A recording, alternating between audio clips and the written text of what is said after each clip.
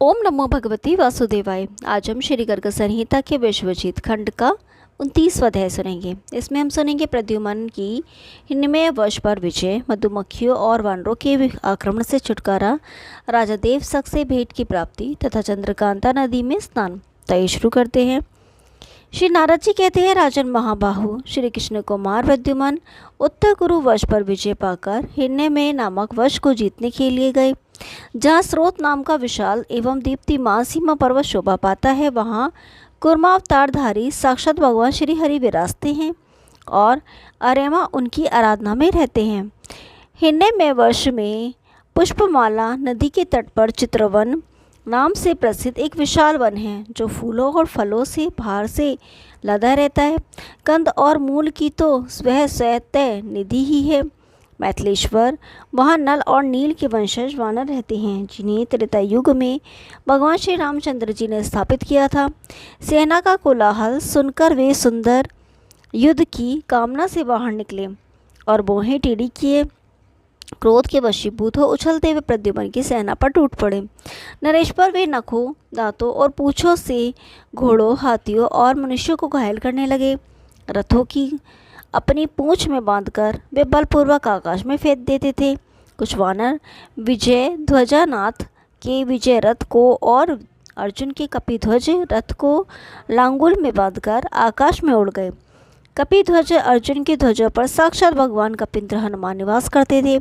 वे अर्जुन के सखा थे। उन्होंने कुपित हो संपूर्ण दिशाओं में अपनी पूंछ घुमाकर उन आक्रमणकारी वानरों को बांध बांध कर पृथ्वी पर पटकना आरंभ किया। तब उन्हें पहचान कर समस्त श्री राम किंकर वानर हर्ष से भर गए। राजन, उन वानरों ने हाथ जोड़कर धीरे धीरे सब ओर से आकर पवन पुत्र को प्रणाम किया। कुछ आलिंगन करने लगे, कुछ वेग से उछलने लगे और कुछ वानर उनकी पूंछ और पैरों को चूमने लगे। महावीर अंजनी कुमार ने उन्हें हृदय से लगाकर उनके शरीर पर हाथ फेरा और उन्हें आशीर्वाद देकर उनका कुशल समाचार पूछा। नरेश्वर ने प्रणाम करके सब वानर चित्रवन में चले गए और हनुमान जी अर्जुन की ध्वजा में अंतर्धान हो गए। तदंतर मीन ध्वज प्रद्युम्न मकर नामक देश से होते हुए वृष्णिवंशियों के साथ बार बार दुंदुभी बजाते हुए आगे बढ़े। मकरगिरी के पास उनकी दुंदुभियों की ध्वनि सुनकर मधु भक्षण करने वाली करोड़ों मधुमक्खियां उड़कर आ गईं। उन्होंने सारी सेना को डसना आरंभ किया। उस समय हाथी भी चित्कार कर उठे। तब महाबाहु श्री कृष्ण कुमार ने व्यास्त्र का संधान किया।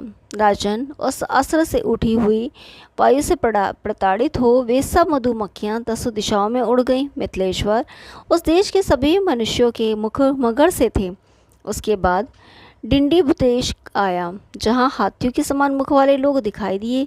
इस प्रकार अनेक देशों का दर्शन करते हुए श्री कृष्ण कुमार त्रिशंग देश में गए। वहाँ भी उन्होंने श्रृंगधारी मनुष्य देखे। त्रिशंगगिरी के पास स्वर्णचर्ची का नाम की नगरी थी, जिसमें सोने के महल शोभा पाते थे। वह दिव्यपुरी रत्न निर्मित परकोटों से सुशोभित थी। मंगल की निवास भूता वह नगरी चंद्रकांता नदी के तट पर विराजमान थी। राजन, जैसे इंद्र अमरावती पुरी में प्रवेश करते हैं, उसी प्रकार प्रद्युम्न ने उस पुरी में पदार्पण किया। जैसे नागों और नागकन्याओं से भोगवती पुरी की शोभा होती है, उसी प्रकार विद्युत की सी दीप्ति वाले सदृश गौरवर्ण के स्त्री पुरुषों से वह स्वर्णचर्ची का नगरी सुशोभित थी। वहाँ के बलवान राजा महावीर देवशक नाम से प्रसिद्ध थे। उन्होंने मेरे मुँह से यादव सेना के बल का वृतांत सुनकर भेंट की स्वर्ण में सामग्री ले बड़े भक्तिभाव से प्रद्युम्न का पूजन किया। महाभाव प्रद्युम्न हरि ने उनसे पूछा, आप सब लोगों की शोभा चंद्रमा के समान कैसे है, ये मुझे शीघ्र बताइए। देवशक बोले, यथोत्तम पितरों के स्वामी आर्यमान ने कुर्म रूपधारी भगवान लक्ष्मीपति के दोनों चरणों का जिस जल से प्रक्षालन किया, उस चरणों तक से एक महानदी प्रकट हो गई, जो श्वेत पर्वत के शिखर से नीचे को उतरती है। एक समय की बात है, मनुष्य के पुत्र प्रमोदा को उनके गुरु ने गौओं की रक्षा का कार्य सौंपा था। उन्होंने रात्रि के समय सिंह की आशंका से तलवार चलाकर बिना जाने एक कपिला गऊ का वध कर दिया। तब गुरुवर वशिष्ठ के शाप से वे श्रुत दर्भ को प्राप्त हो गए और उनका शरीर कुष्ठ रोग से पीड़ित हो गया। तब वे तीर्थों में विचरने लगे। इस नदी में स्नान करके वे मनुपुत्र गलित कुष्ठ रोग से मुक्त हो गए और उनके शरीर की कांति चंद्रमा के समान हो गई। तभी से हिरण्यमय वर्ष के भीतर यह नदी चंद्रकांता नाम से प्रसिद्ध हुई। जब से मनु कुमार प्रमेदा चंद्रकांता नदी में स्नान करके गलित कुष्ठ से मुक्त हुए, तब से हम सब लोग नियम पूर्वक इस नदी में स्नान करने लगे।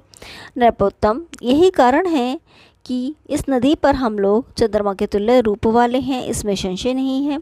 श्री नारद जी कहते हैं, राजन, यह सुनकर महाबाहु प्रद्युम्न ने यादवों के साथ चंद्रकांता नदी में स्नान करके अनेक प्रकार के दान दिए। ओम नमो भगवती वासुदेवाय।